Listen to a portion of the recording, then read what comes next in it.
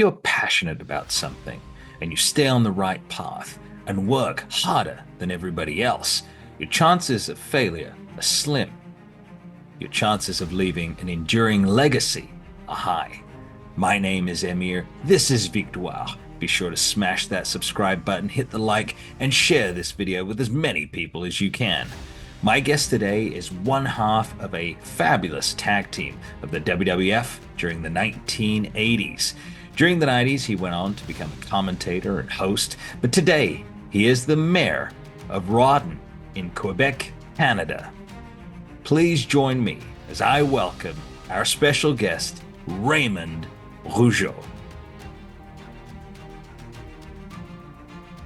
Victoire. Victoire gives a special thanks to the EWF and Mr. Jesse Hernandez, as well as SoCal Wrestling TV. Find the app for free on Roku. Staying healthy can be a challenge, but not with Clark's Nutrition and Natural Foods Market. Find the highest quality organic produce and supplements available in the USA.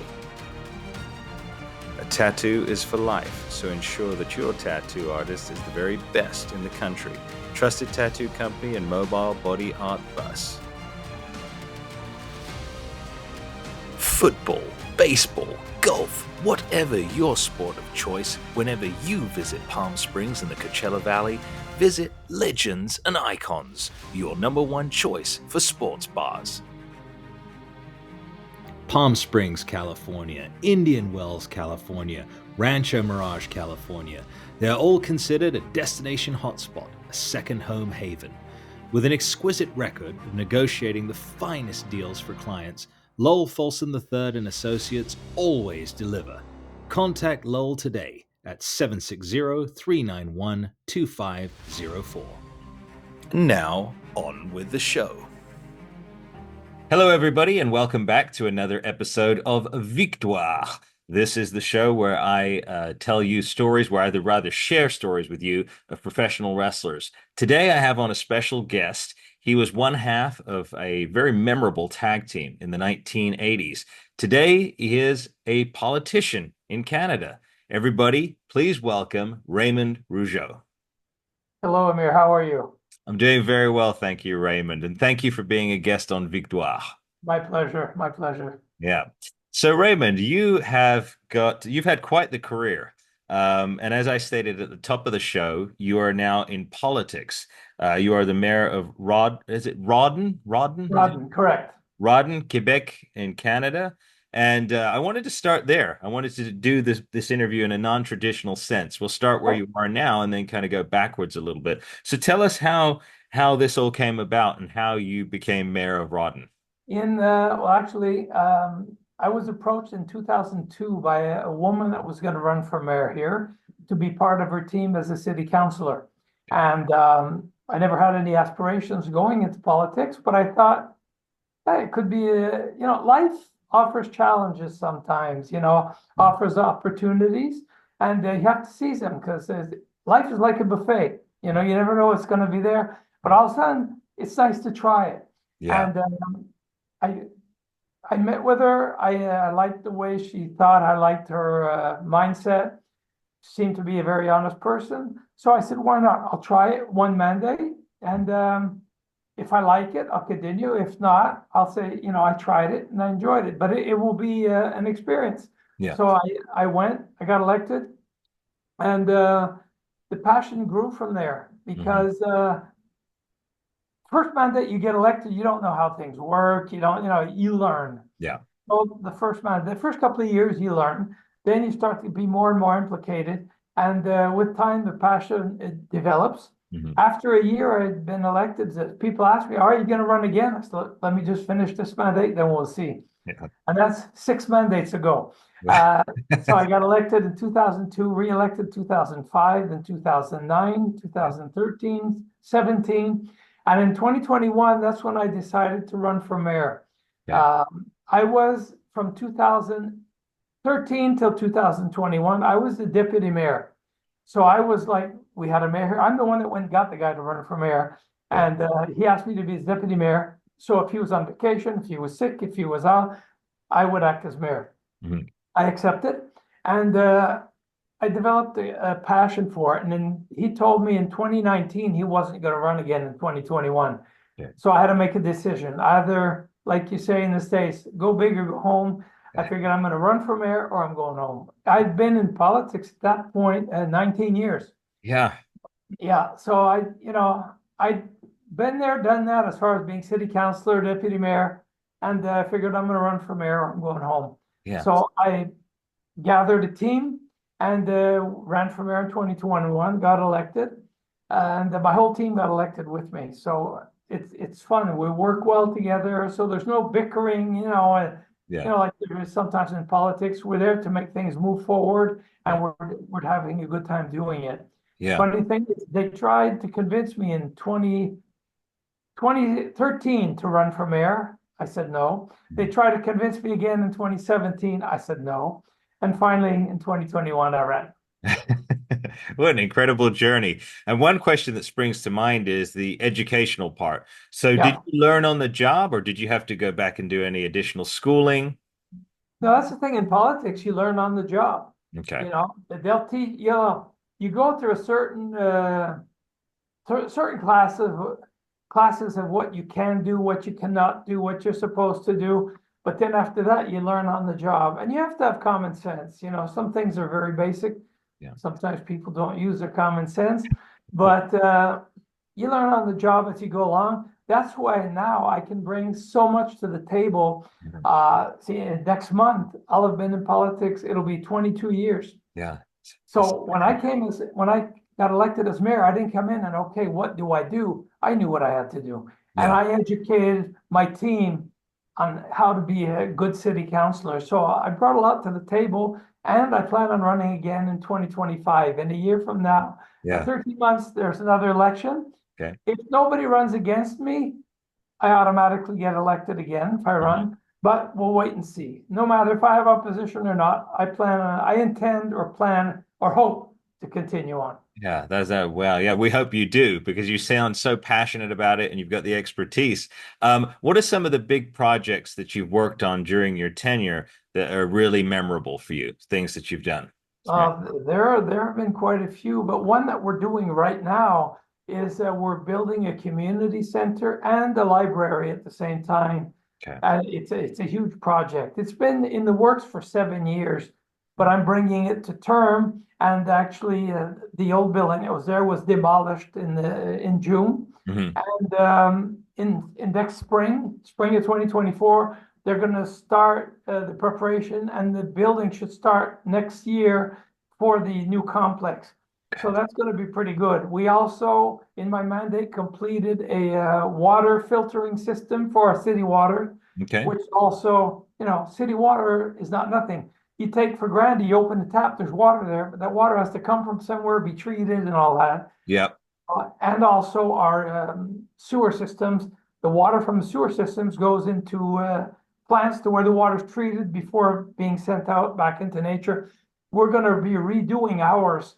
We're working on it. Hopefully next year we're going to start on it, but that's like a $20 million project right there. Wow. Yeah.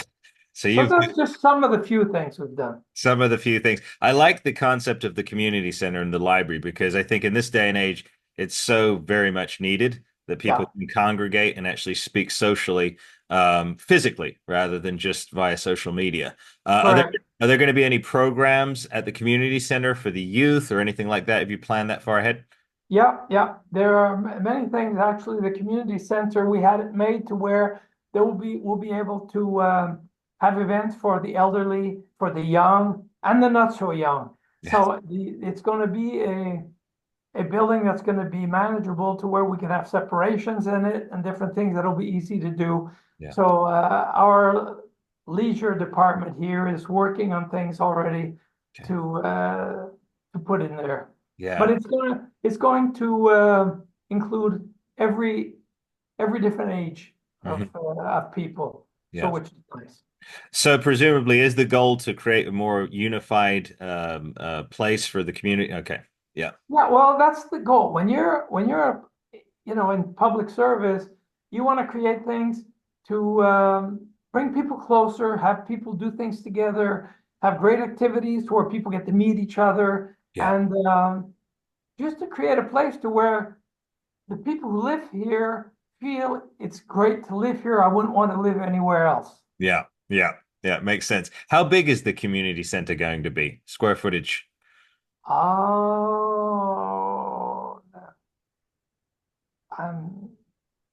with the library, we're talking maybe eight 8,000 square feet.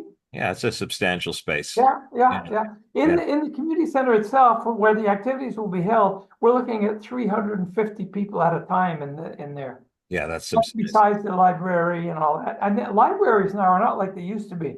right. You know, modern libraries, it's not you walk in and there are a bunch of books lined up and you just send it. No, there are a lot of electronic things. Places where people sit and work, and you know, Yeah. it's changed. Right now, our municipal library is downstairs below City Hall. So Okay. we want to get it out of there and bring it up onto the main street and have it very accessible. And also for the people that are handicapped, let's say, to have easy access to it. Okay. Yeah. So and what an incredible project. Kudos to you for that. I think that's going to be a great one. Thank Um, you. what is a typical day like for you though now? Start time, what time do you start during the Yeah. day? How many, is it meetings? Let you go. Every day is different, but I get up at around 6:15 in the morning every day. I have breakfast, then I work out for an hour and a half, an hour and 40 minutes. Okay. Pretty much every day. I have different workouts, but my average is about 28 days a month of working out. So almost every day. Yeah. And then when I'm done there, I'll go take a walk with my dog in the woods. That's a must. It clears the mind. It's good. You know, I live in the country. I go in the mountains with my dog, and I go for about an hour walk with my dog in the woods. Okay. After that, then I'll come out. Then I'll come to City Hall. Okay, I've got my schedule. What do I have lined up for today? Yeah. Also, I made it clear here that City Hall does not run my life.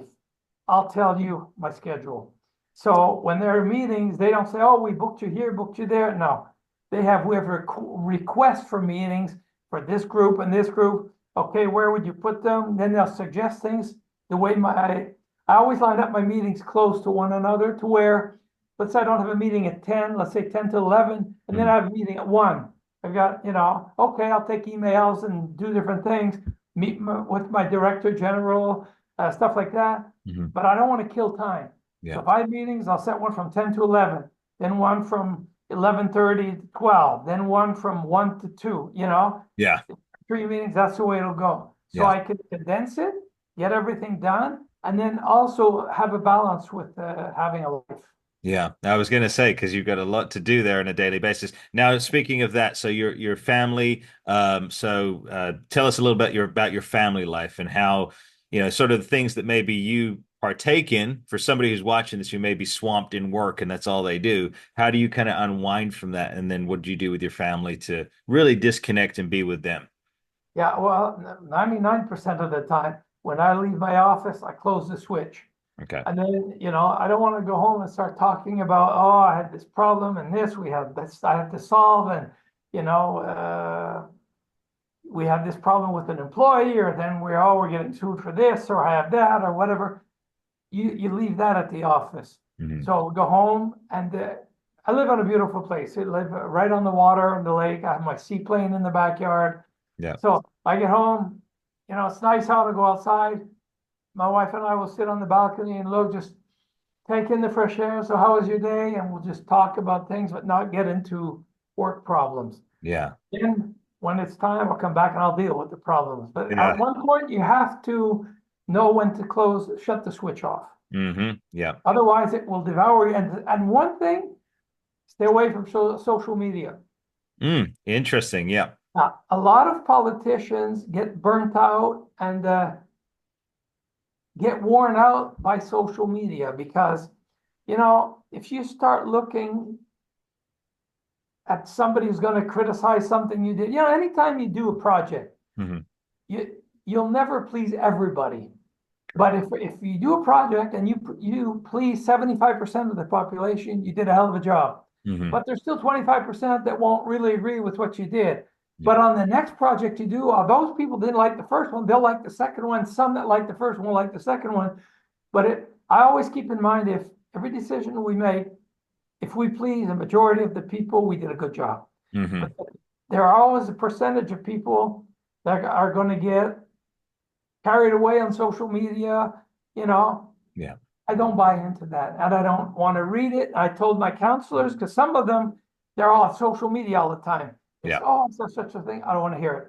Yeah. If you see on social media, we just lost a road just caved in or something, I want to know. But if somebody's saying, what an idiot for doing such a thing, I don't want to hear that. Yeah. Because otherwise, it just devours you. And even if you say you don't want it to, to eat at you,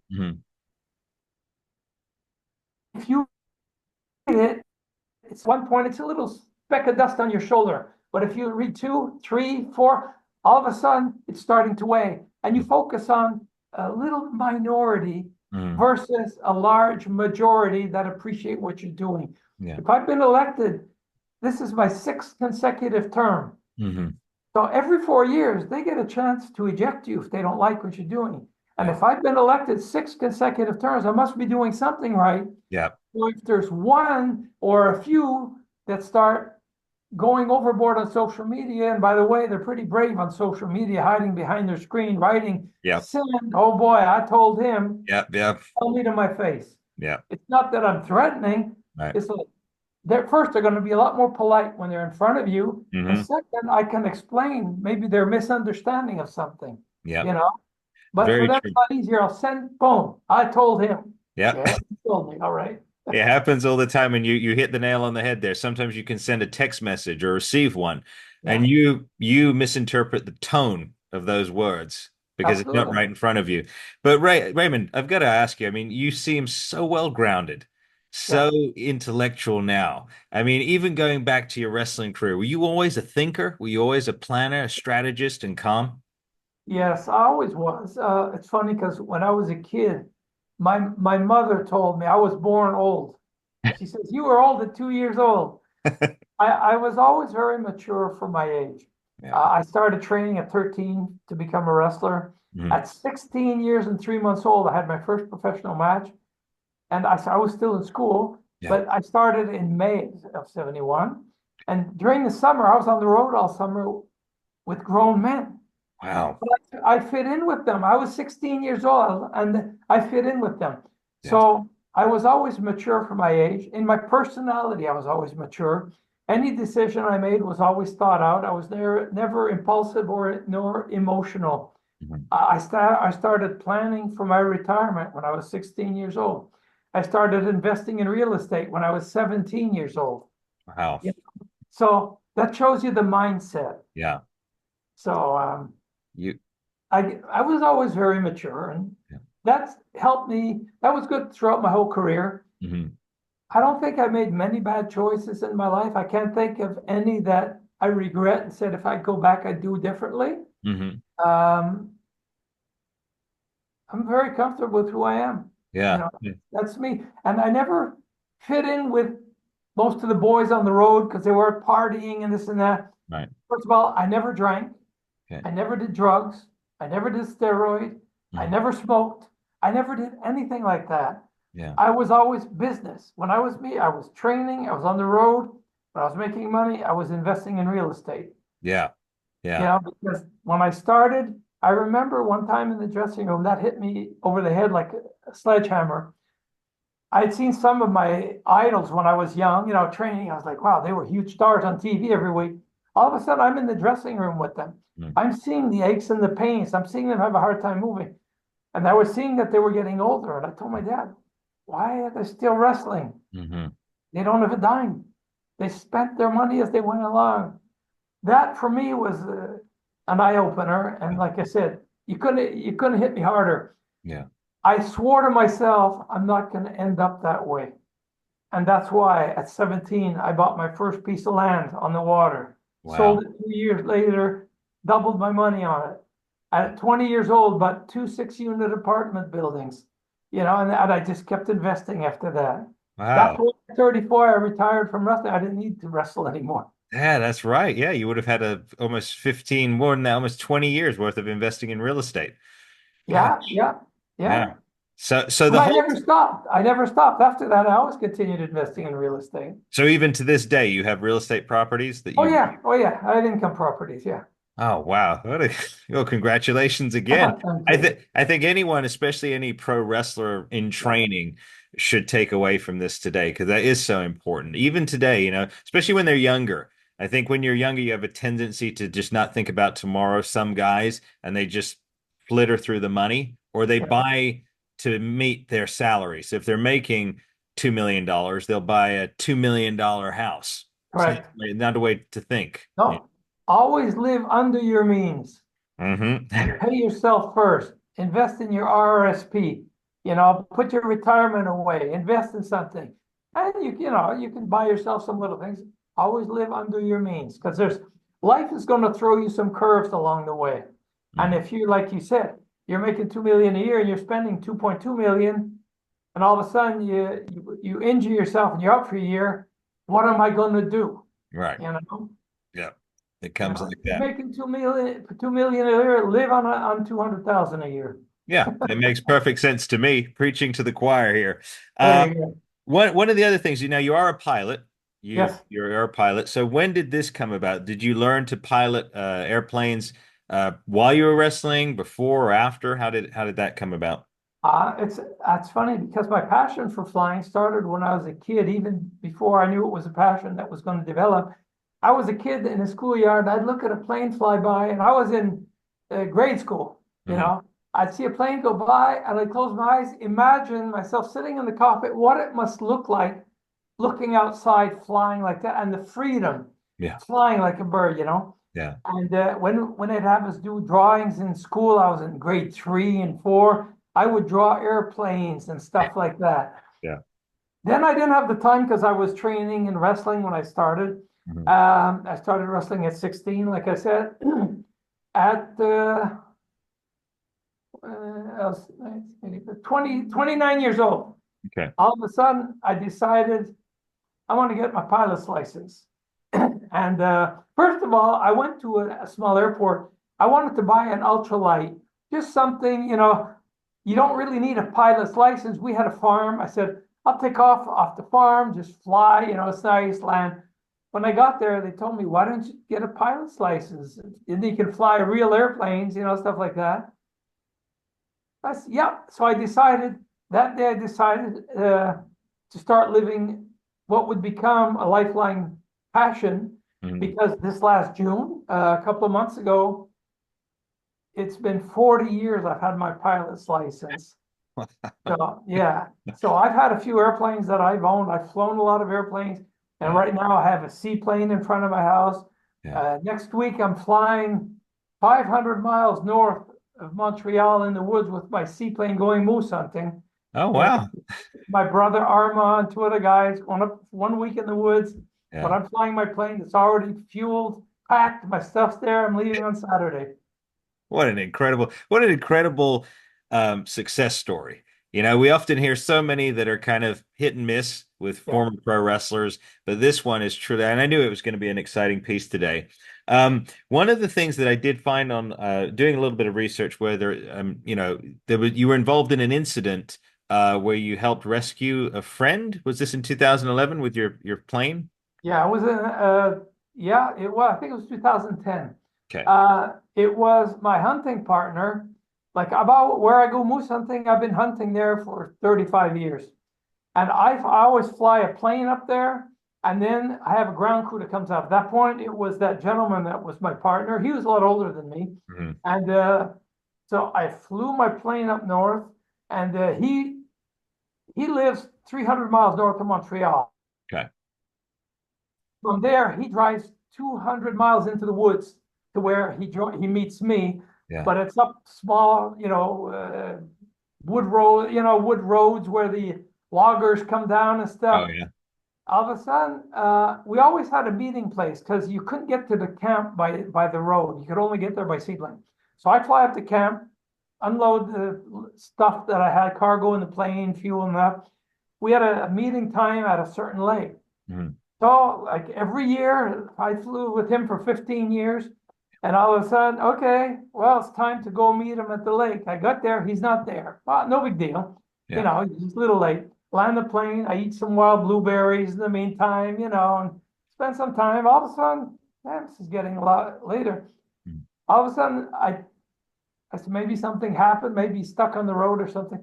So I took off with the plane and I started flying over the road he'd be flying. Mhm. I flew down to a lumberjack camp, which is a ways down. He should have passed there hours ago. I landed on a small river not far, went through the woods, got to the lumberjack camp, asked if they had been aware of an older gentleman with a red pickup truck, you know, with fuel in the back. Nope, never saw him. I said, okay. And I flew from there. It's still a ways to where he meets me, but I flew over that road and he hadn't been to the camp. Okay. I said, all right, so maybe I had a problem. So from there, I had a phone. I called his wife. I said, did he leave? Because when I took off flying, he takes off with the truck. Got it. And but I said maybe he had a mechanical problem, whatever. Got a lift, went back home. So I called his wife. No, he left with you this morning. He'd been gone like 9 hours. Mhm. He should have been there. I said, okay. I said, don't worry. Maybe he just had a flat tire or something. Mhm. But he was older and he had a medical situation. You know, he had heart problems, different that, and he was Yeah. 77. Wow. And, yeah, 2 artificial knees, high blood pressure, heart problems, but he was my partner. And I figured, well, I felt a responsibility. Mhm. What if something happened? He had an accident and he fell off a ravine, and I'm sitting here waiting, and he's there. Yeah. I didn't want to be the one, let's say, wait till the next day and then call, let's say, for the police.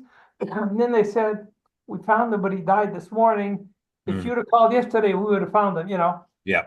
So I called the police and I explained the situation. I said, look, he should have been here. I called home, he's not back. He's somewhere between the city where he left and where I am now. But I said, I don't know where. So they said, okay, well, we're gonna send the crew up tomorrow to come and meet you there, and then we'll, you know, and I said, okay. The Mhm. next morning, the police shows up. I flew up back from camp. I hardly slept that night. I Yeah. went to our meeting place in case he was there. He wasn't there. I just deviated and turned back to the logging camp there, the lumberjack camp. Yeah. Just as I was arriving towards the road, I saw a bunch of police cars there. I said, oops, that's for me. Mhm. So I landed, went and saw them. I said, did you find them? They said, no, but they had volunteers from the police that left the night before. They were supposed to only leave the next day. Okay. They all night with 4-wheelers, trucks. They searched the road, see if any tracks were going off the road. They went up slowly with lights all night. Yeah. They knocked at camps. Nobody was aware. So, Huh. Jeff, I'll shorten the story. Then they said, would you be willing to participate in the search and rescue? I said, sure. So I took a policeman with me on the plane, and then we started searching that night, didn't find him. The next day, we had a grid. You know how you go up and then Yeah. you turn, come down. It was 2,500 square kilometers to search, which in miles, oh man, would be what, maybe 1,000 square miles to search. 1,000 miles. That's quite a big That's space. big, yeah. But I started where he should have been. And Okay. so anyways, we started doing the grid. I had another policeman with me. And finally, at one point, we'd been flying for a while. I see a pickup truck way down there in a little open area. Same color. I said, I'm going to see. Yeah. I flew and I got there. It was him. There was a lake close, but he got out and he's waving to me. You know, he'd been Yeah. there he'd been waving to me. So I got up, I landed on the lake, went through the woods, got to him. He says, I knew you'd find me, you know. And he had water, he had food, he had a sleeping bag. He couldn't lay down, but he was sitting in the seat, covered himself with a sleeping bag. Yeah. What happened was he missed the turn to where we were supposed to meet, because Okay. every year the grub grows. And then all of a sudden the scenery looks different. Me from the air, it looks the same. Mhm. But him on the ground, it's different. He said, I missed the curve and the turn. So he kept going, and about 6 miles further, he came into a dead end. He says, Mhm. okay, I missed the turn. He went to make a U-turn. A wheel fell off the truck. The 5 studs that cut off the wheel Yeah. fell on the ground. He couldn't drive. He couldn't move. Yeah. So he stayed there. Yeah. That's why when we were meeting, he was 6 miles away, but I didn't know. Wow. Yeah. So close. But yeah, so anyways, it turned out well. Mm. And that was our last trip though. Yeah. He says, because the police brought parts up. We called them with the satellite phone. Yeah. They gave them our coordinates. They came up, Yeah. he says, we fixed the truck. We can go hunting. I said, no, we've stretched it as far as we could. He was 77, a lot of health problems. Yeah. And I said, look, you got beautiful memories for your grandkids, your family and stuff. Yeah. Let's leave it at that, Yeah. So he says, okay, I understand. Yeah. And then I started hunting with my brother Arma after that. He's the Okay. one I'm going with in a couple of days. Yeah. Wow. But what a story though. And it Yeah. goes to show, yeah, if you are lost in the woods, stay put. Stay put. And if you have a vehicle, stay with the vehicle. Mhm. Never would have seen him if you'd have been walking. I Right. saw the vehicle, Yeah. and funny things, a little story about that. Yeah. I'm used to flying in the brush up north. I'm a bush pilot, and I've got over 2,200 hours of flying time way up in the bush, way up where the Eskimos go, and I've been Oh up yeah. there. Yeah, way up north.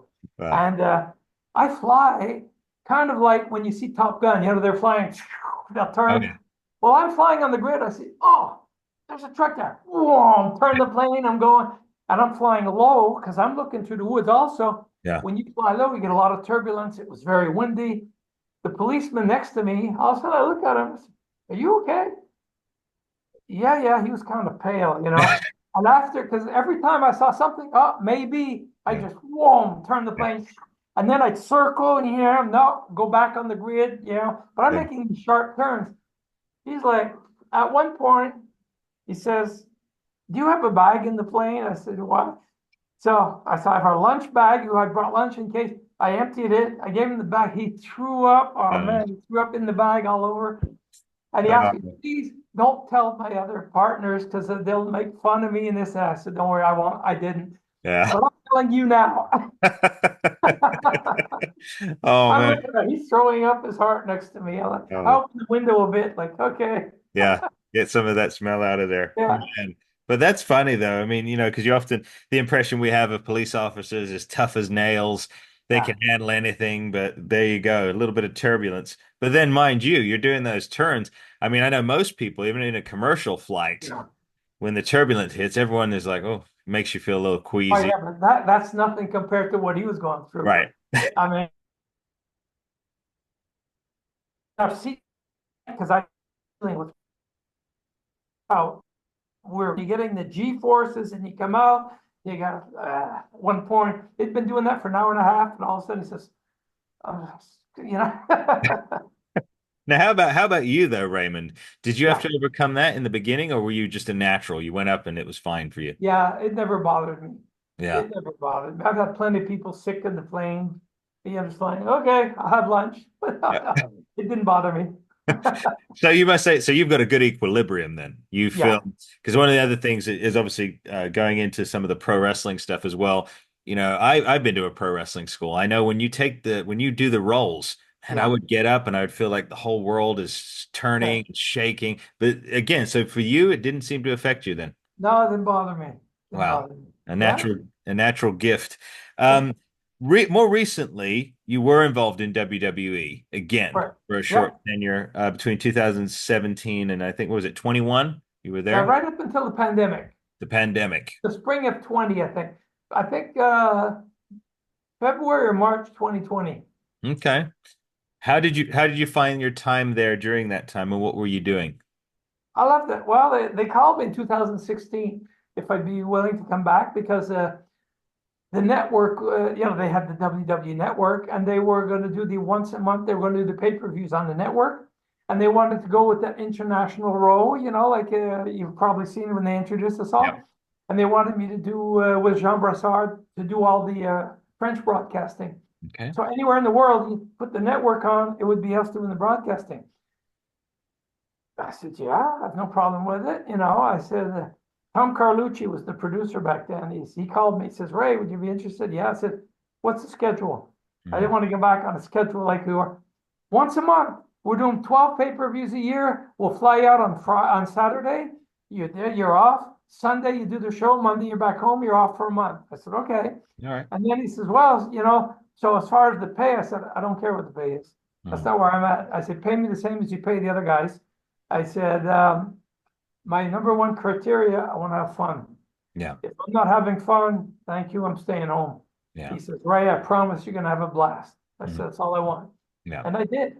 So I went back and I loved it. I loved it. Every month I was looking forward to going out to every show. Yeah. And like I said, get in Saturday, I'm off. So Jean and I, we change cities every month. So it's not like you're always at the same place. And then we look on the internet, okay, good restaurant, go have a good dinner. Yeah. Relax, the next day do the show. It's fun doing the show. Next day fly home. Then I'm back at City Hall, So it was, I would have continued, honestly. Yeah. But with the pandemic, things changed. The last show I did was four days before they closed the border for the pandemic. I was in Philadelphia.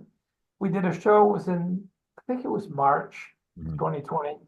And when I flew home on the Monday, Thursday, the borders were closed. Then it was closed for almost a year. Yeah. So we couldn't do any more show. And the shows, no more spectators and everything. Yeah. Eventually, WWE Network was sold. Mm-hmm. Peacock bought it. Yeah. And they weren't interested in doing the international voices for the States and all that. So it changed. And then they changed their format because the network still exists and it's still in different countries.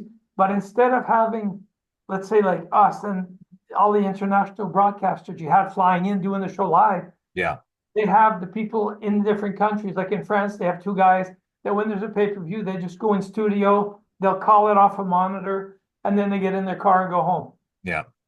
So that's the way that changed and went. So, when they paid me for a whole year after we stopped going. Okay. But then at one point it stopped. I understood completely it's business.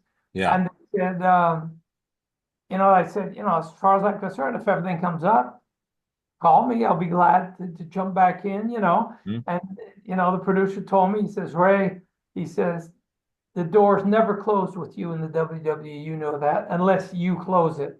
I said, I won't.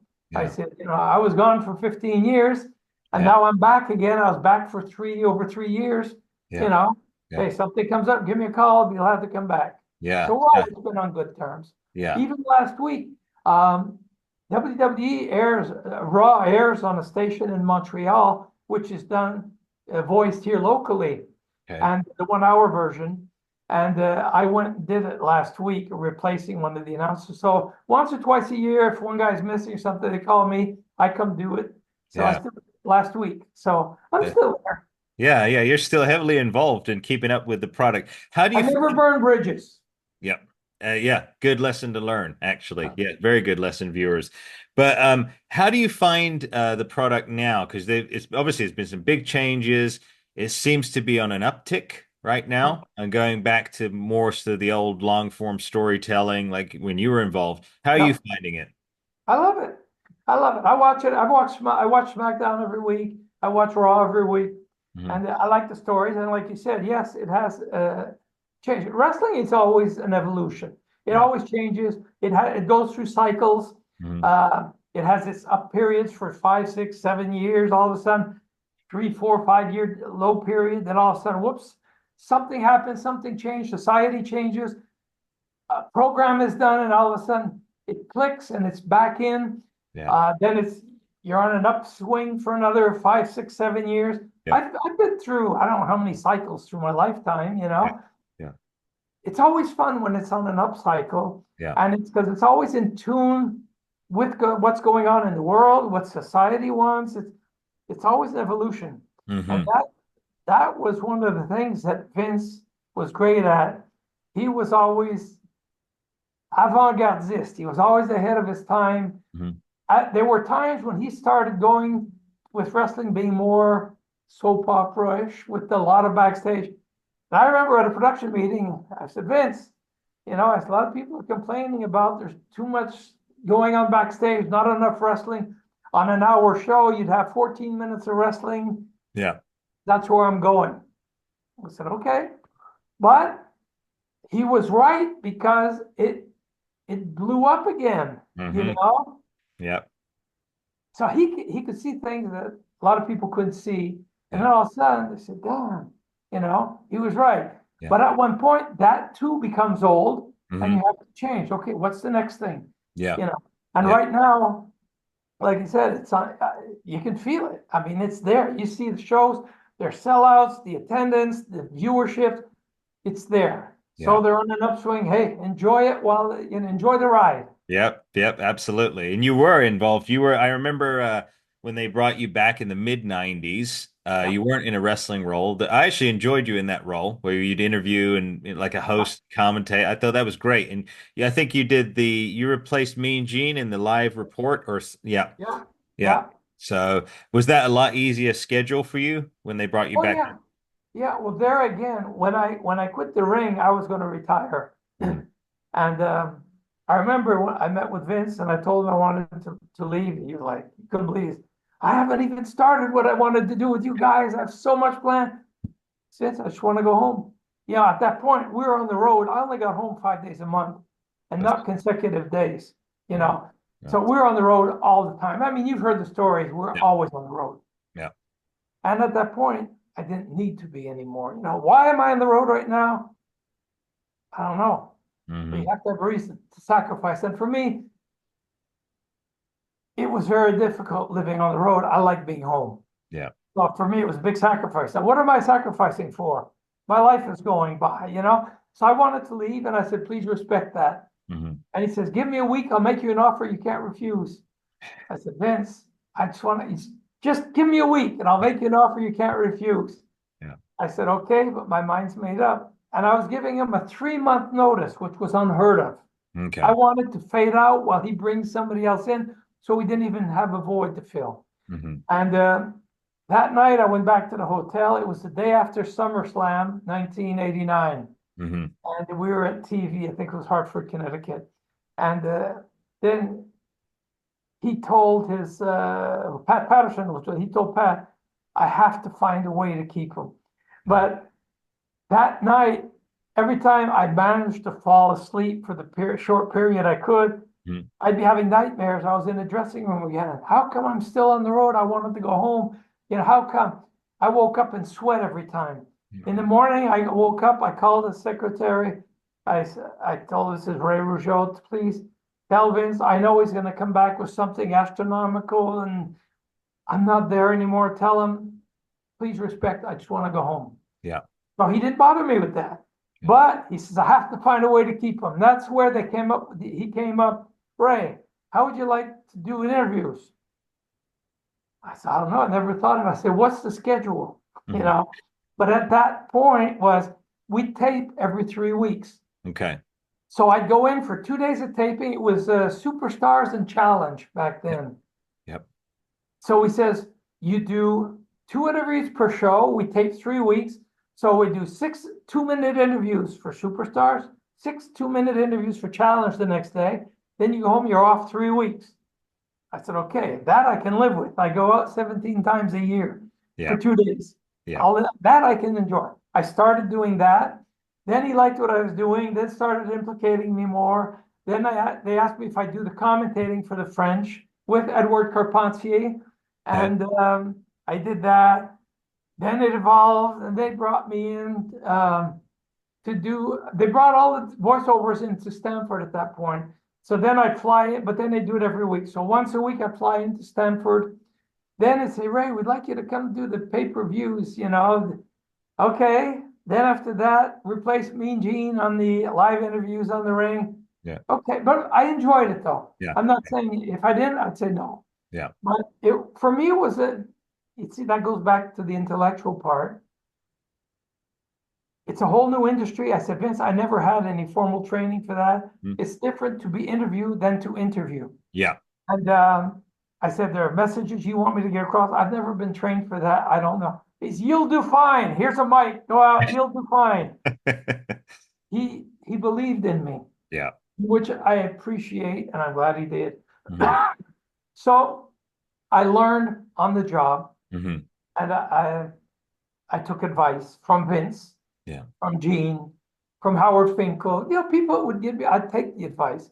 Yeah. And then I'd watch and learn, watch my own stuff, criticize myself, see how I could evolve. But it was intellectual, and I enjoyed that. Yeah. Always trying to be creative, something new, something catchy, something fun, be entertaining. Mm-hmm. You know, it was fun. It, But and like I said, it evolved and evolved, and I got more and more implicated. But the passion was there. As long as I have the passion, and I'm happy. yeah.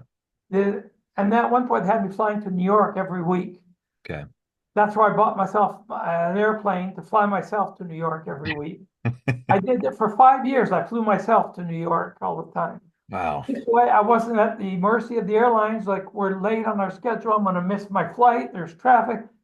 I have the keys for my flight, You've my got, own plane. yeah. So when I'm done, I fly on my own flight plan, customs, all that. Yeah. Fly up myself. See you next week, guys. Yeah. No, it was a great, going back to, you mentioned Mean Gene. I really enjoyed when they put you out there as a youngster. I remember watching you and I thought, Ray is a great replacement. You had the same, your voice was very definitive. You came across as a nice guy on screen. And I think Mean Gene had the sarcasm. He was a little bit more sarcastic, but he still had that.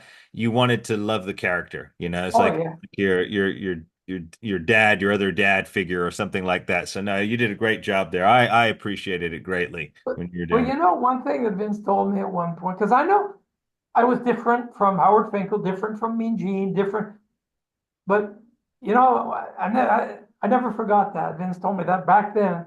He says, Ray, he says, what I like about you, you bring a touch of class to our show. Yeah. Yeah. I said, wow, thank you. Appreciate that. Yeah. That touched me. Yeah, definitely an air of class there. But you even had that. I mean, even with the fabulous Rougeau brothers, along with Jacques. I mean, that very definitive characters. I mean, you guys, like you said, you guys were technical wrestlers. You were great. You could tell you were intellects at the time. But the way you put across the characters with Jimmy Hart, that was magic. And the whole little American flags, I thought that was great. Was that easy for you to get into that role? It was? It was because we went in gradually. When Vince wanted us to turn heel, he says, we're going to do it over 3 months. Not like we're going to turn on a babyface team and all of a sudden we're healed. Yeah. We did it slowly. So we grew into our character.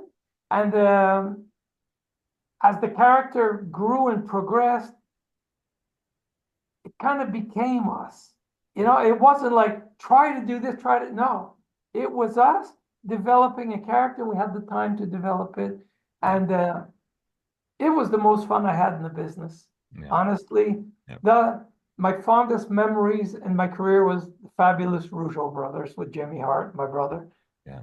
That was great. And, in the business, the goal is to be either loved or hated. You don't want to be caught in the middle. Yeah. And when we became the fabulous Rougeau brothers, and Vince came up with the idea, and I said, it sounded so corny in the beginning, the American flags. You really think they're going to hate us with the? You'll see. We're going to lay, you guys are going to lay it on so thick and constantly and make mistakes with certain things, like saying it's Memorial Day when it's, Independence Day, or, different things. Yeah. He said, you're going to piss them off. Okay. And I had faith, in Vince. We went with it, and he was right. Yeah. At one point, we were the most hated team in the WWE, which was great. Yep, you were. You guys were. When you look back now, when any wrestling fan or historian looks back, I mean, the fabulous Rougeau brothers were so definitive of that part of the '80s, right there. Yeah. And I think the last pay-per-view you were at was it not Royal Rumble '90? That was the last one you were Correct. At. Yeah, we officially finished before that. We finished at Survivor Series. Technically, we were going to finish at Survivor Series '89. Then we were on a tour. It was in Chicago. Vince asked us if we'd finished the tour. There was another 5 days. So we said, okay. So we finished in California. And that night, I took a red eye back to New York, started commentating the next morning. And so that's, as far as the retirement lasted, the red eye back to New York. Yeah, yeah. But then they asked us, because we had just been gone, and they were booking a Royal Rumble. So Vince asked us, would you be willing to come for the Royal Rumble? But I'd been stopped wrestling since November, you know? Yeah. So I said, yeah, you know, another pay-per-view. And I'd been off the road. So it'll be fun. We'll come back one more. There's no pressure Yeah. because it's not like we're trying to do stuff to the career. It's over. We're going to go and enjoy it, you Yeah. know? Yeah. And you guys always looked like you were having fun. So much fun. Always, And of always. course, the viewers will know I did, already I interviewed your brother. It was a very beautiful conversation I had with Jack, talking about also what you guys are involved with now with the Wrestling Academy. Yeah. He's so very proud of that. So, for maybe someone who hasn't watched the Jack interview, so Raymond, tell us a little bit about the Wrestling Academy. It's like a competition, you know, like you've got America's Got Talent or The Voice, you know, it's a talent competition. So wrestlers come in from all over the place. And we had our first, well, I say our, it's my brother that's organizing it, but I was there as a judge. So that's why I say we, because I feel I'm part of it. Yeah. And so I say we. We had our first quarterfinals last a week and a half ago. Hmm. So there were 16 participants Okay. and 8 were eliminated and 8 went through. Okay. Now the next quarterfinal is going to be on October 26th. There are going to be some more matches. Half are going to be eliminated. Then it's going to be the semifinal. You're going to have some matches, half are eliminated. Then you're going to have 8 people for the final. Hmm. And they're going to be two men that are going to win and 2 women that are going to win. Hmm. So you're going to have 4 winners out of 34 original participants. You're going to be 4 winners. Hmm. The winners get $10,000 prize each, plus a week in a wrestling school in Mexico. Hmm. And then they wrestle on a card in Mexico. Then they're going to Japan for a week there at a wrestling school in Japan and wrestle on a card in Japan. Now, for somebody that would have any aspirations of wanting to make a career of wrestling, what better exposure, visibility? Yeah. You know, first of all, you get to be seen there. Then because it's going to be on YouTube, anybody in the world can watch it. Right. Then you go to Mexico, get seen by the promoters there. Go to Japan, see by promoters there. Go to their school. That could open the door. Your career could start in Japan or in Mexico, and all of a sudden, down the road, you'll become an international superstar somewhere. You know, so it's a great competition. The level of talent is above and beyond what I would have thought. Yeah. You know, and at times, to be honest, it's very difficult judging. Hmm. And I expressed it to my brother at one point. I said, sometimes I hate it because you got 2 guys there. You have to eliminate one. I wouldn't eliminate neither one of them, but you have to. And last year, I remember I eliminated one, and I met him 6 months later, and I felt bad because he deserved to continue. You know, I told him, don't give up. And I think he's going to be there at the next quarterfinal. He's coming back. That's good. But it's just a great level. Sorry. It's a great level of competition. It's fun. It's good attitude. They put on some good matches. The fans are into it. I think it's a great, innovative idea my brother had. He works his butt off putting that together, to get the talent together, to organize everything. It's incredible the amount of work he's put in. Why does he do it? He's passionate about it. And why did I agree? Because I didn't go for the first one. And the second one, I was a guest judge one time. The first time I did it virtually because I didn't even want to go to Montreal. He was stuck. He says, would you be a judge? I said, I'll do it, but from a distance. I was impressed. So I went for the final to commentate it and to be a judge. Yeah. And when he asked me this year, I didn't even hesitate because I had a good time. Yeah. You know, and I encourage anybody who wants to look at it, go on wrestlingacademy.ca and you'll be able to watch it and you'll see the level of talent he has. I think it's great. Yeah, it is incredible. Viewers, I have witnessed, I think last year's, I saw that on the website on YouTube. I will put a link in the description of this video to the website and to a video on YouTube so fans can see that. It's remarkable. And obviously, yes, Jacques' passion comes across. And, the last time I think when I spoke with him, he said there was perhaps a possibility that it might get on TV. It'd be great to Yep, have yep. it on TV. It'd be great to see that. But I agree with you. Anybody who is looking to become a professional wrestler, but they must be Canadian residents. Is that correct? Not really. Okay. I know that it could be. I don't know the specifics, but the thing is, he had a girl, an American girl wrestler the other day. Hmm.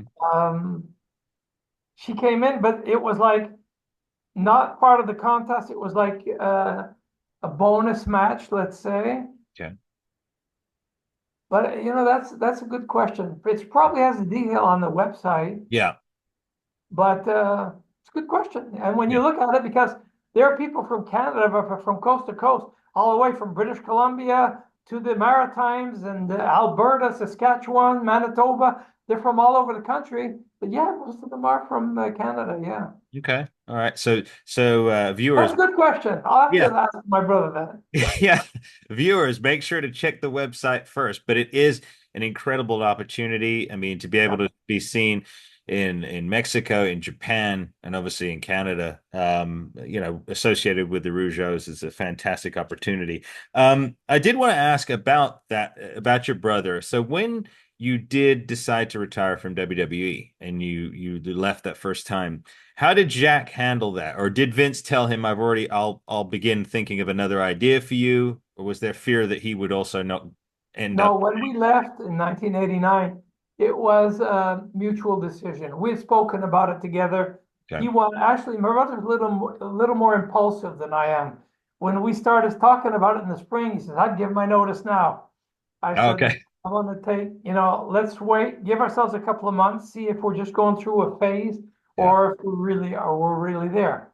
We talked about this in April of 89. We gave our notice at the end of August 89. Okay. So I waited an extra, Yeah. 4 months before giving a notice. He went along with it, and we gave a 3-month notice. But Mhm. when we were done, he says, when I get home, I'm burning my stuff. I'm never wrestling again. I told him, wait. I said, let's give ourselves 6 months. I said, personally, I think I'm done. Yeah. And he says, I'm done. Like I said, he was more impulsive. And I said, let's give ourselves 6 months. We'll talk about it in 6 months. If we say, hey, we miss it, I was only 34, he was 29, Yeah. you know? So if we miss it, we could always leave the opportunity to come back. If we don't, we're gone. That's Mhm. all. He said, I know I'm not coming back. We said, okay. Anyways, after 2, 3 months, he called me and he says, maybe, think about calling Vince and maybe looking at a way to come back. I was like, I don't want to go back. I said, we said 6 months. It's Yeah. been 3. Yeah. Yeah, but I need to go back to work, and this and that. I said, if you ask me now, and if I have to make a decision now, I'm not going back. Mhm. Because I said, every day that I've been off the road and I'm home, the happier I am. And I Yeah. don't want to go back. Because I need to go back, this and that. So that's where we came to the agreement that, well, the agreement, it was, I wasn't going back. Because Mhm. he wanted to make plans to go back. I need to go back. And Yeah. I said, I don't want to go back. Yeah. So that's where he went back with Pierre Calouelette as the Quebecers. Or Yeah. he was the Mountie, I think. He went back as the Yeah. Mountie. Mountie He went first. back as the Mountie, but he called Vince, so they came up with the gimmick of the Mountie. And so he went back, and I continued on the broadcasting side. Yeah. And after that, he was with Pierre as the Quebecers. Rebecca's. Yeah. Yeah. And what springs to mind is back then, I don't know if you ever interviewed the Quebecers on Yes. Superstars or Challenge, but they never, to my recollection, never alluded to the fact that you were Jacques' brother. It's like that never existed. Right. Well, the way we did it, I felt awkward also. Yeah. Uh, but at the same time, I introduced them as the Quebecers, Jacques and Pierre, the Quebecers. And they were like, yeah, they were heels. I was babyface. We just never made the reference that we were brothers, but we didn't deny that we were. I interviewed them like I would interview anybody else. Yeah. Was there any directive from Vince to kind of keep the past? No, Nope. no, So it just no, I had all the freedom to do what I wanted with that. interesting. Because I often Yeah. wondered about that. There were so many characters that were repackaged or were a tag team with somebody, and then they'd come back, and it was as though that other thing never existed once Yeah. they washed away with it. They No, never. because when I was broadcasting in the French with Jean Brassard, we often reference back when my brother we were the fabulous Rougeau brothers, and when my brother went to WCW, I never made reference to my brother because at that point you couldn't do that. That's Yeah, taboo. yeah, But when like my broadcast partner was the heel on the team, and he was he he'd make reference. He says, "Oh yeah, and I remember a certain team, the fabulous Rougeau brothers. You remember them?" I said, "Yeah, I remember them. I was them." So we brought it up. yeah, We played with that. yeah. And during that time, I'm not sure if maybe because our programming had changed in the UK, so I'm not sure what show you on. But when Jacques did go to WCW, so you were still working the same role in WWE. Um, Yeah, okay, so you were still. So what shows were you doing then? Because I remember at the time we just had Monday Night Raw, so I think they kind of scrapped Superstars in the possibly. UK. So were you still doing Superstars, the event center, and things like that? Yeah. Well, actually, I was still doing Raw, and but in French. Okay, So in the UK, you wouldn't be getting. I was on broadcasting for France, Switzerland, Belgium, and Africa. okay. Ivory Coast, that's French, Mhm. and so the France, Switzerland, Belgium, and Africa. Every week for 13 years, I was on that show every single week for 13 years, Okay. In the French. and then I was doing the pay-per-views for the French. It was for Canal Plus in France Yeah. also. Canal Yeah, Plus. so Yeah. that's what I was doing that for. So that's why it happened once or twice. A couple of times I replaced Lord Alfred Hayes with Gorilla Monsoon for the UK. I did For like that, a challenge or All yeah, American. Yeah. because I had done my show in French. I was going to fly home. They say, Ray, Alfred had plane problems, travel problems. Would you mind doing, the show for the UK in English with Gorilla Monsoon? I said, no problem. So I do it with Gorilla. Yeah. Yeah. I did that a couple of times. Yeah. No, it was very good. Those were some great shows. Even today you can look back, it's timeless. It was, like you said, it was Yeah. an upswing. It was lightning in a bottle. It happens. But it was just absolutely a tremendous time. Who were some of your closest friends in the business throughout all this time? Obviously, other than your brother. Yeah. Ronnie Garvin, him and I were really good friends. It's funny because when I met Ronnie, we had a feud against the Garvins, the Rougeaus and the Garvins in 1985 in Montreal. I knew his name, but I didn't know him. There was a respect that grew between us. We had a hell of a feud here. People still talk about it. That was 1985. People still talk about it today. Wow. Yeah. And we became friends. He's a hunter. I'm a hunter. And then we became good friends when we went to the WWE. When he came to the WWE, it's like, hey, then we became good friends. And he came hunting with me. He's a pilot. I'm a pilot. He's a hunter. I'm a hunter. Both fishermen. We had a lot in common. Yeah. And so Ronnie Garvin and I were very good friends. And also, I was good friends with Dino Bravo. Okay. Yep. Another Canadian. Basically, I say those were the two that I was the most friends with. Because, like I said, I didn't hang out much with the boys because I had a different lifestyle. I Yeah. wasn't a party guy, and I wasn't on the, Yeah. so I was different. Yeah. Yeah. But Ronnie was a lot like me. Ronnie Younger was a party guy on the road, but later in WWE, him the same thing. It was business, And him and I also, what was fun is he bought a plane, a twin engine plane that we traveled throughout the states with. So him and I would fly the plane. He was the pilot, I was the co-pilot, and I'd fly, he'd fly, and we were traveling. We went out to Las Vegas, to New Orleans. Yeah. So we were living our passion wrestling, but also living our passion as pilots. We had 5, 6 guys in the back. Him and I would be up front flying the plane. We Yeah. had a blast. That So sounds those amazing. were the two guys. I could say two guys I hung with Dino Bravo and Ronnie Garvin. Yeah. And you touched on a point there, Raymond, which would be maybe valuable for some viewers here about, in a sense, peer pressure. So you Yeah, were able to resist that Yeah, And we know now, that lifestyle caught up with a lot of the guys from back then, and it didn't end well. right. What would you advise someone who is coming up in the business? Let's just say they're very young, so they're not very worldly aware yet. What kind of tools could you suggest to them? Maybe mental tools or physical tools to stay away from that, something to put in their mind. Stay away from the temptation. I mean, you can be young, you can have fun, but there has to be a balance. And where it becomes negative is when you go off balance. Somebody, like I said, I never drank, but somebody will drink a beer once in a while, no big deal. But if you drink a case of beer every night, Yeah. there's a problem. If you go out once in a while, and you go back to bed at a reasonable time, make your flights, you work out, you keep on, okay. But if you're out every night, like until 5 in the morning, and you're doing all sorts of substances and sleeping an hour a day, it's not gonna end well.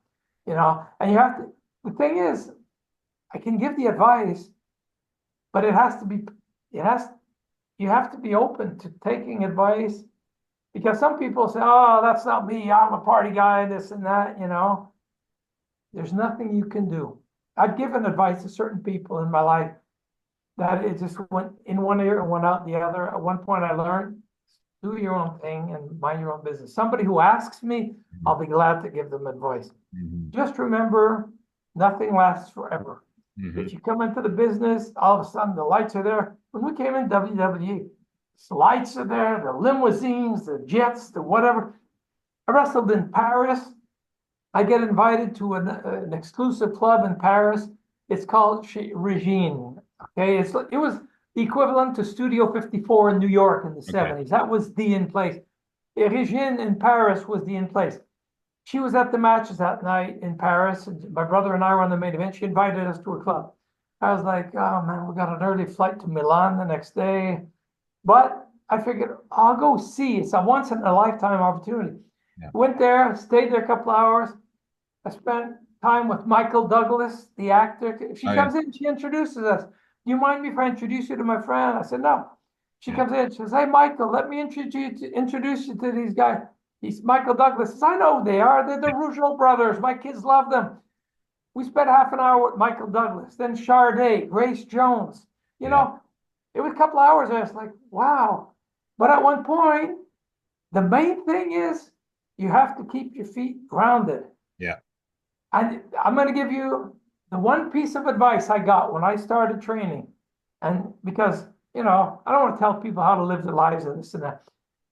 The one piece of advice about the first guy who trained me in wrestling, he gave me that. I was 14 years old. He says, Ray, never forget this about your publicity. Read it, enjoy it, but don't believe it.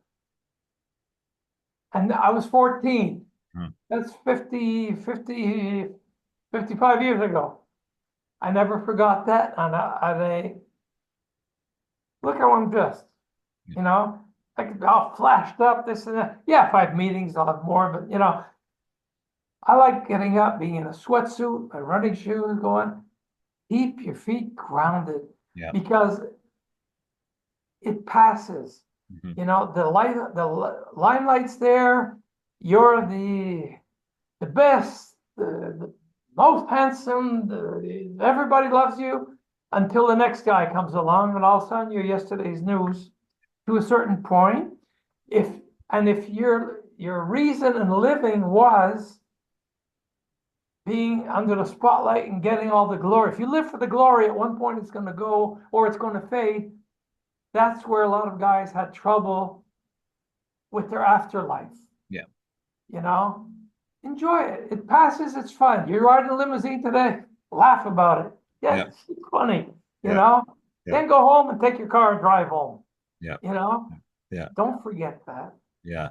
Very, very, just such wise words, Raymond, though. Honestly, you inspire me. Oftentimes, when I do these interviews and I conduct them, I'm always inspired by something that someone, passes along to me. And it is so refreshing, because we do have an audience that love pro wrestling, and for them to be able to hear something refreshing like that, because we are seeped in a world of social media and Yeah, marketing now that is just advertising, yeah. celebrity fame. It's not showing you. So superficial, Yeah, you yeah, know.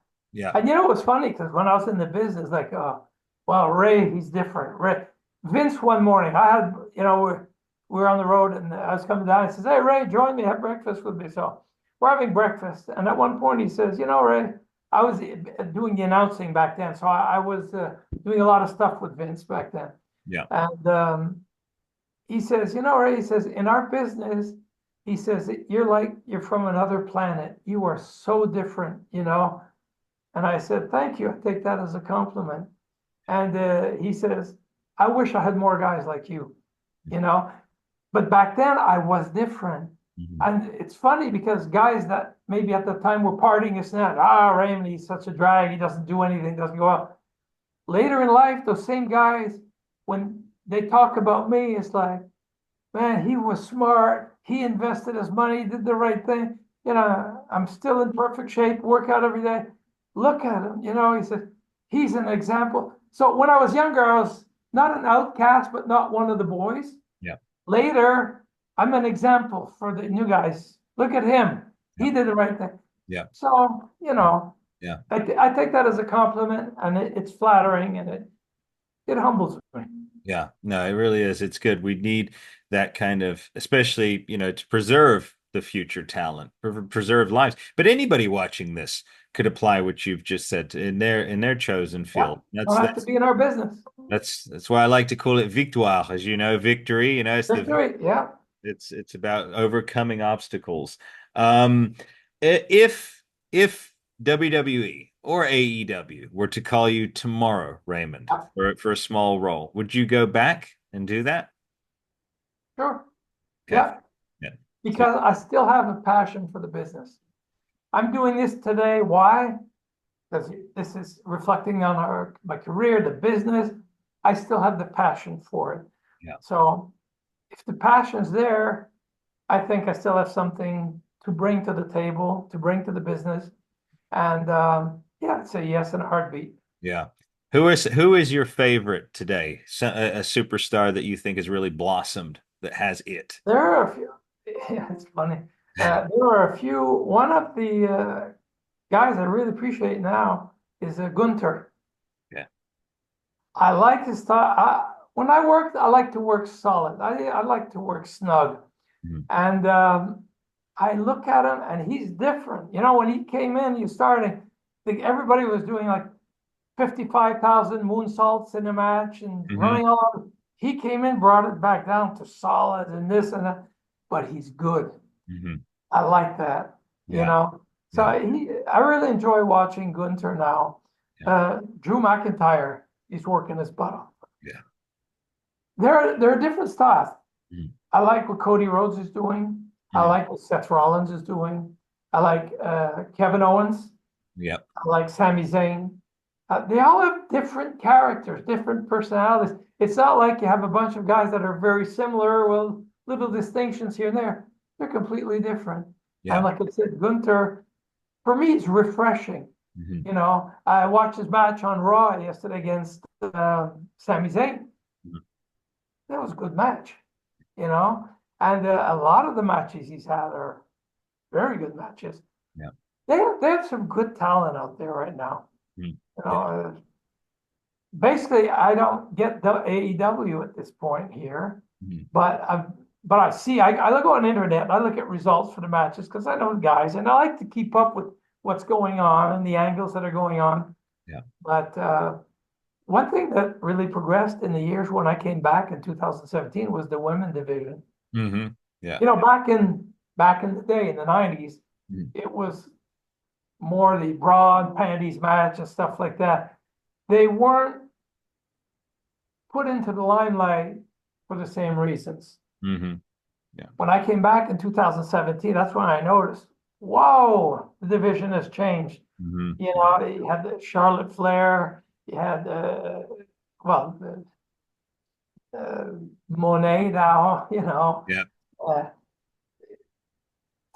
Becky Lynch, Asuka.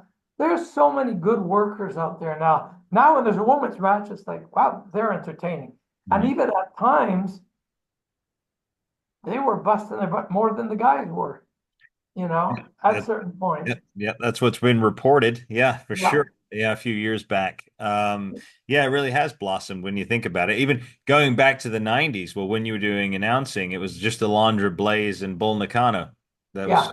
pretty Well, much. you had a couple that Yeah, were standing out. yeah, Trish Stratus had talent; she could stand out. But most of them were there for the looks, and I'm sure they would have appreciated more to be able to show what they could do. But those were the days. That was the time. yeah, Nowadays, they could go out and really perform, and look at Bailey, what she's done. Her persona's grown, heel, babyface. She's developed. Uh, there's a lot more depth in their characters now. hmm, They bring a lot more to the table. They even WWE did that one pay-per-view Evolution. It was an yeah, all-female pay-per-view. I was there live that show.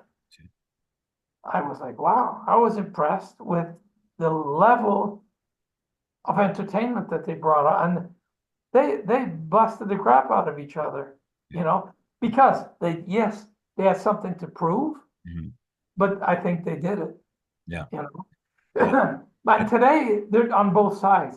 And you look at Sheamus, mhm, to what extent he goes in a match. You saw how he was smashed up with Butch, yeah, on Raw.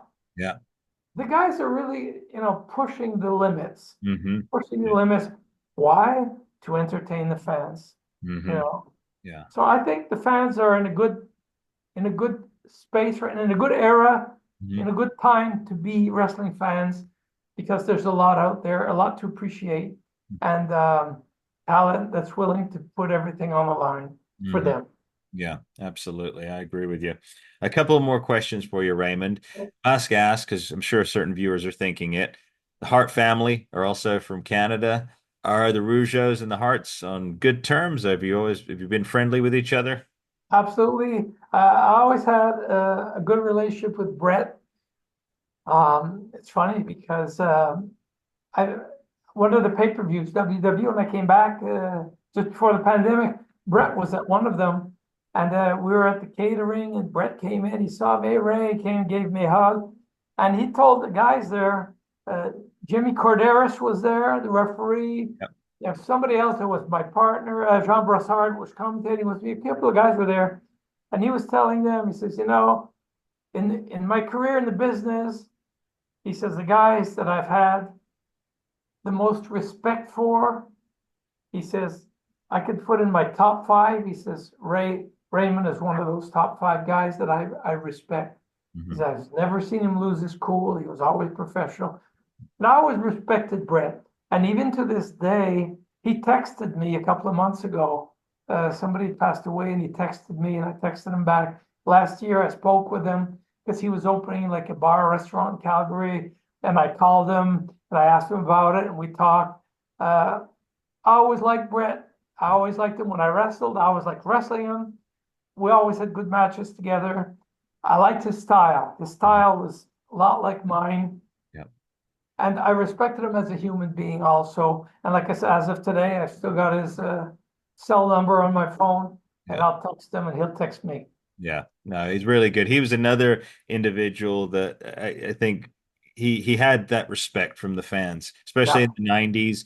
I respected him a lot. He Yeah. stood for those traditional morals and values and all of that. And it comes across. It really does. You can't hide the true man behind the character. He comes from old school. He was, when he brought in, he came in the hard way. He was same as I did. When I started, my dad trained me. When I started my dad, that wasn't easy. It was the same. He had his dad in the dungeon. He got stretched, and Yeah. I got stretched. We learned hard, old school, hard way, Yeah. and you were taught to respect the business, Hmm. and that's where Brett always did things in respect for the fans and for the business. And I was the same way. I will never disrespect the business Hmm. nor the fans. Yeah, no, absolutely. I think the fans are everything, and especially the impression that you guys got to make on children. I mean, you, in many ways, like I said, as a youngster growing up, I often describe this to my wife because it was a soap opera and it was on every week. I felt like you guys were almost like extended family members in a strange way. It was like, oh, that's me and Gene. Yeah, There's correct, because you were correct. always in our homes as kids growing up, formative years. So yeah, thank you for being that role model, you know. Thank you guys for being there. Hey, and you know, that's today I'll go out once in a while to do signings, which some guys are out all the time. I don't, because when I go out, I want it to be special. Mhm. Because some guys go out all the time. They go, oh, I have to go there. No, me when I go, I look forward to it. And when I go, I look forward to meeting the people, the fans, because they're passionate. They're passionate. Their passion comes across. And when they come out, they say things like that. They said, my dad brought me to see you wrestle at, the Hart Foundation at Madison Square Garden. I was 8 years old. I never forgot you guys did this. And I'm like, wow. And the guy now is a grown up. He has his kid with him.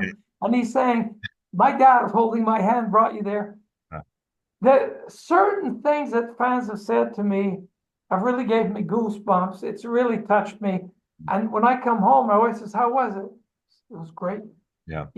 I said, I'm getting the emotions now from people that say I touched their lives. Well, now they're touching mine. Yeah. You Yeah. know, it's like a return, For me, it's giving back, Mhm. but I'm also receiving as much the love from them. It's a wonderful thing. Yeah. No, it truly is. It's truly is. It's a gift. Um, two more questions for you, Raymond. So we'll address one of the most catchy theme songs in WWE history, the Rougeau Brothers song. So, was that easy for you to get into that, into singing mode, or yeah, pretty straightforward? Well, because the writing of it, that was my brother, Jimmy Hart, and myself. Yeah. We got into that. Jimmy's the one that wrote the music, and all that. And we were just into it. We were starting to become the Fabulous Rougeau Brothers. We're becoming the Fabulous Rougeau Brothers. We went and recorded that in Sun Record Studio in Memphis, Tennessee. Oh, Same really? studios that Elvis recorded it, Johnny Cash recorded it. Wow. We walk in there, pictures of Elvis on the wall that was there, Johnny Cash and the Fabulous Rougeau Brothers. I mean, it was fun. When we recorded that, we did it one afternoon. We're wrestling somewhere that night. Vince flew us to Memphis. We went into the studio, recorded it, got back on a jet, went and wrestled. We recorded that in a couple of hours, Yeah.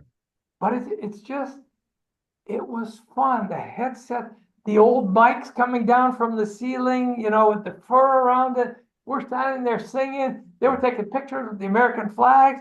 We had Jimmy Hart with us. Yeah. It doesn't get any better than that. We're having a blast. Yeah. I guess that's why it was so easy to do, because we were having a blast. Yeah. It And was we loved that song. I mean, we really did love the song. yeah. The French part where we would dig, the US fans, Yeah. but we're nerdy enough to say they don't understand what we're gonna say, Yeah. It was just so much fun. And you were the Barry Manilow Yeah, we don't like heavy metal, we don't like rock and roll. All we like to listen to is Barry Manilow, and then we say in French, on peut pas les sentir dans le monde, ils sont like we can't stand them in the world, they're the worst. We love the USA. It was so much fun. yeah, it was great. I played it again. What I'll do is when I edit this video in post, I'll put a snippet, a little soundbite of the song in there so the younger fans can go and find it. You probably already answered this question somewhere throughout, but in your opinion, Raymond, what is the true meaning of life? True meaning of life. Basically, it's a journey we're passing through. Make the most of it. Do the best you can. Be happy and be good to others. Sounds good. A great message. And Raymond, is there anything else you'd like to say to the viewers before we say goodbye to them for this episode? Yeah, first I want to thank you for inviting me. Absolutely. It's been a pleasure. welcome. And hopefully one day we'll meet in person. It will be a pleasure to meet you. Thank you. And for anyone listening, for the fans, if ever I'm out somewhere for a signing or something, and you want to come and see us, don't be shy. I mean, it makes us happy to be able to talk with you and to answer your questions and take pictures with you. Rekindle old memories that you might have, that we might have. Don't feel shy, feel free. You're not bothering us. To the contrary, you're making us happy. A great message. Absolutely. Well, it's been my pleasure, Raymond Rougeau. It's been an absolute pleasure. Stay on the line. I'll just say goodbye to the viewers. So thank you everybody for joining us on this special episode of Victoire. Our guest today has been Mr. Raymond Rougeau, now the Mayor of Rawdon, Quebec, Canada, one half of Fabulous mayor. fabulous mayor of Quebec, of Rawdon, Quebec, Canada. But until next time, everybody, victor what you must victor in your life. I've been Emir. This has been Raymond Rougeau. We'll see you next time.